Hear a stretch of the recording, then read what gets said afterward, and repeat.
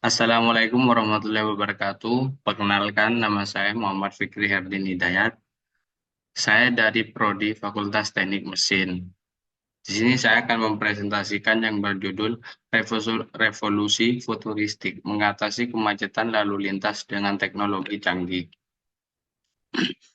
Kemacetan adalah hal yang sangat lumrah ditemui khususnya di kota-kota besar. Kemacetan kerap terjadi di kawasan yang memiliki aktivitas yang intens, penggunaan lahan, jumlah penduduk yang tinggi, dan ketergantungan yang semakin tinggi pada kendaraan pribadi.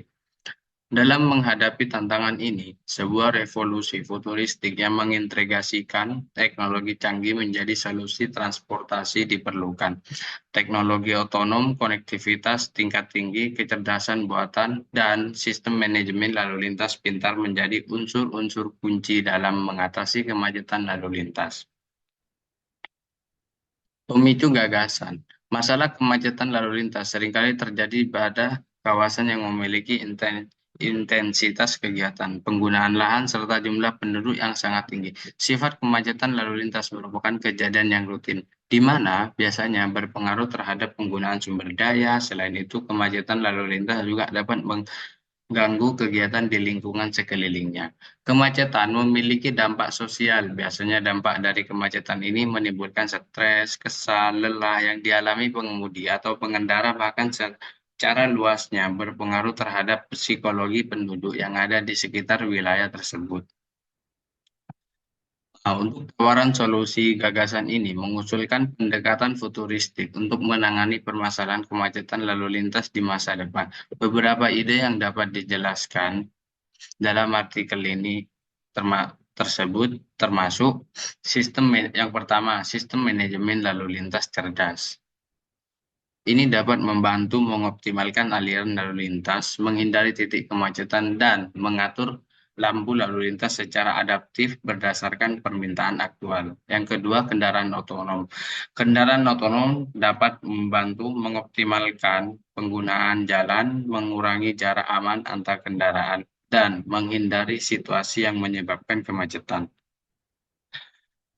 Yang ketiga, batasan kendaraan di tertentu waktu. Dalam penerapan kebijakan, pembatasan kendaraan di kawasan tertentu pada jam-jam sibuk dapat membantu mengurangi volume lalu lintas pada saat tertentu. Yang keempat, kontrol kecepatan otomatis. Dalam hal ini dapat membantu menjaga kecepatan kendaraan agar seragam, menghindari rem mendadak, dan mengurangi resiko kecelakaan. Yang kelima, penggunaan sensor IoT.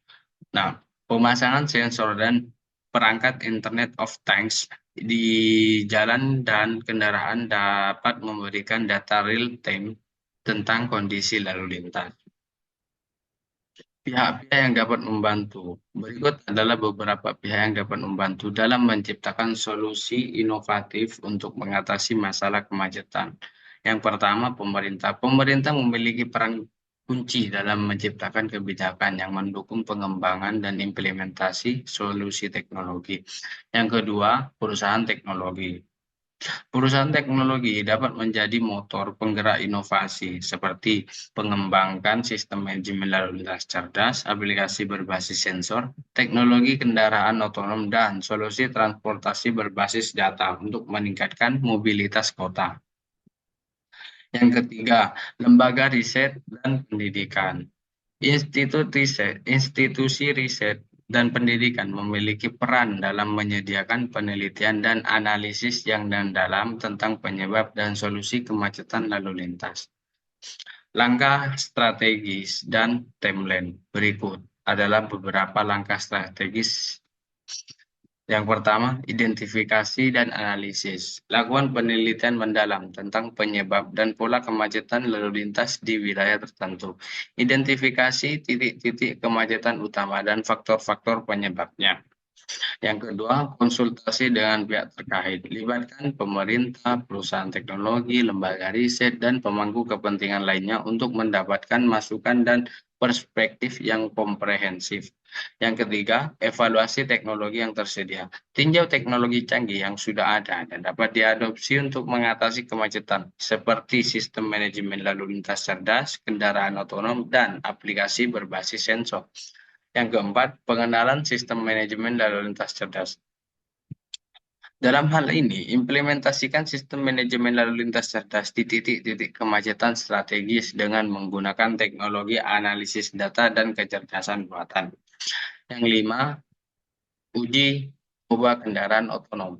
Nah, lakukan uji coba di jalur tertentu atau dalam kondisi tertentu untuk mengumpulkan data dan mengevaluasi kelayakan teknologi ini. Yang keenam, pengembangan lanjutkan. Lanjutan pengembangan teknologi dan inovasi baru untuk meningkatkan efektivitas solusi dan menjawab perubahan dalam pola perjalanan dan teknologi. Kesimpulan dalam artikel ini yaitu yang pertama, kemacetan sebagai tantangan global. Kemacetan lalu lintas bukan hanya masalah lokal di banyak kota besar di seluruh dunia, tetapi juga menjadi tantangan global yang memerlukan solusi inovatif dan terkoordinasi. Yang kedua, peran teknologi canggih. Teknologi canggih seperti kecerdasan buatan, Internet of Things, dan kendaraan otonom dapat menjadi kekuatan pendorong untuk mengatasi kemacetan dengan meningkatkan efisiensi dan keamanan lalu lintas. Yang ketiga, kolaborasi antar pihak. Kesuksesan dalam menghadapi kemacetan memerlukan kerjasama yang erat antara pemerintah, perusahaan teknologi, lembaga riset, dan masyarakat. Langkah strategis terkoordinasi. Rencana strategis yang terkoordinasi dengan baik termasuk penelitian mendalam, perencanaan strategis, dan implementasi tahap demi tahap dapat membantu menciptakan fondasi yang solid untuk mengatasi kemacetan. Yang kelima, evaluasi berkelanjutan dan penyesuaian. Evaluasi berkelanjutan terhadap kinerja solusi yang diimplementasikan sangat penting. Fleksibilitas dan kemampuan untuk menyesuaikan strategi berdasarkan hasil evaluasi adalah kunci kesuksesan jangka panjang. Sekian dari saya untuk presentasi kali ini. Mohon maaf bila ada kata yang tidak mengenakan. Wabillahi taufik wal hidayah. Wassalamualaikum warahmatullahi wabarakatuh.